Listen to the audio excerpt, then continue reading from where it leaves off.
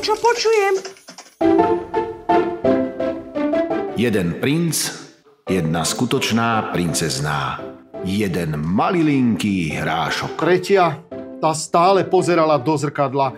Princ stretol desiatky princezien, ale žiadna nebola tá pravá. Takúto ja mám smolu na tie princezné. Až v tú búrkovú noc zaklopala na bránu ona.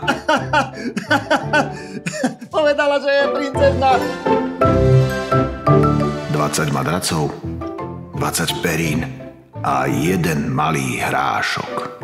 Som oko nezažmúrila. Stále som sa iba prehadzovala na posteli. Rozprávka o sile, maličkosti, o odvahe byť iný a o tom, že pravdu odhalí aj ten najmenší hrášok.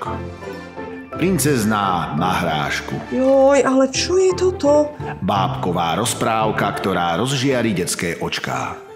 Objednajte predstavenie a zažite hráškové dobrodružstvo plné smiechu, farieb a inakostí.